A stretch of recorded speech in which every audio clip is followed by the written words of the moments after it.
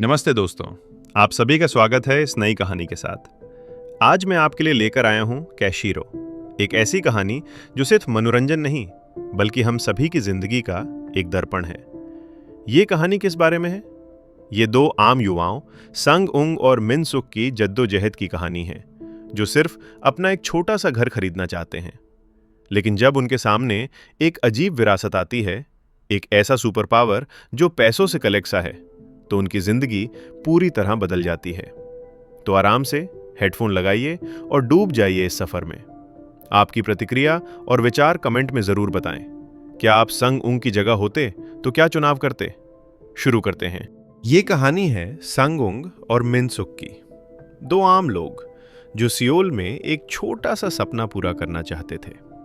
बस एक अपना घर, एक 4 कमरे का फ्लैट जहां सारे कमरों में धूप आए।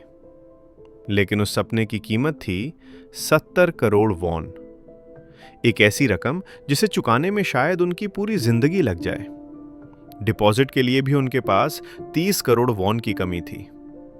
और तब मिनसुक ने एक हल सुझाया, हमें शादी कर लेनी चाहिए।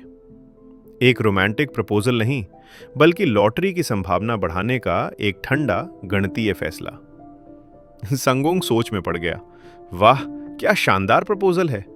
ठहरो, क्या यह प्रपोजल मुझे नहीं करना चाहिए था? उसे याद आया, रिश्ते की शुरुआत भी तो मिनसुक ने ही की थी। पर कहानी अभी बदलने वाली थी। संगोंग के पिता ने उसे बुलाया और उन्होंने उसे कोई तोहफा नहीं दिया, बल्कि एक विरासत सौंपी। एक ऐसी विरासत जो पीढ़ियों से चली आ रही थी, एक सुपर पावर। तुम्हारे पास जितने ज्यादा नकद पैसे होंगे, तुम उतने ही ताकतवर बनोगे, उसके पिता ने कहा, एक नाखून बंदूक से उसे गोली मारते हुए। लेकिन याद रखना, हर इस्तेमाल के साथ तुम्हारा पैसा गायब हो जाएगा। संगोंग चिल्लाया, मैं ये नहीं चाहता, वापस ले लो। लेकिन बहुत देर हो चुकी थी। नियम स्पष्ट थे। 1, चुपचाप जरूरतमंदों की मदद करो। 2, कभी किसी और के पैसे इस्तेमाल मत करो। मिनसुक ने इस पावर का परीक्षण किया। 10,000 वॉन से 2 मीटर की छलांग, 20,000 वॉन से भारी सामान उठाना। उसका निष्कर्ष ठंडा और स्पष्ट था, यह पावर बेकार है। एक सीढ़ी किराए पर लेना इससे सस्ता पड़ता है। अगर हमें घर खरीदना है तो तुम्हें यह पावर कभी इस्तेमाल नहीं करनी है। और इस तरह संगुंग की नई जिंदगी शुरू हुई। वो एक ऐसा इंसान बन गया जो दरवाजा नहीं खोलता, बूढ़ी औरत की मदद नहीं करता, भागता नहीं, जल्दी नहीं चलता। वो खुद से नफरत करने लगा।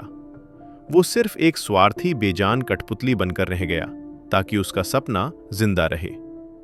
फिर एक दिन उसकी मां ने उसे एक बैग दिया, उसकी पूरी जिंदगी की बचत, 3 करोड़ वॉन। अब डिपॉजिट पूरा हो सकता था। आखिरकार कुछ अच्छा होने वाला था। और फिर वो दुर्घटना हुई। बस पुल से लटकी हुई थी। लोग चीख रहे थे। संगुंग की जेब में वो 3 करोड़ वॉन का बंडल था। उसके कानों में उसके पिता का नियम गूंजा, चुपचाप मुसीबत में फंसे लोगों की मदद करो। वो द्वंद में था। एक तरफ उसकी मां की मेहनत, उसका सपना, मिनसुक के साथ अच्छी जिंदगी। दूसरी तरफ दर्जनों लोगों की जान। उसने देखा, उसने खुद को इतना स्वार्थी बना लिया था सिर्फ एक घर के लिए। क्या यही जीवन है? और फिर उसने फैसला किया। उसने अपनी जेब से पैसे का बंडल निकाला। उसकी मुट्ठी कस गई। उसकी नसों में ताकत का सैलाब दौड़ने लगा। वो चिल्लाया और बस को पकड़ लिया। पैसों के हवा में उड़ने लगे। 10 लाख, 50 लाख, 1 करोड़, पूरे 3 करोड़ वॉन सिक्कों की खनखनाहट के साथ हवा में विलीन होते गए। लेकिन बस सुरक्षित नीचे टाइप सराई। लोग बच गए।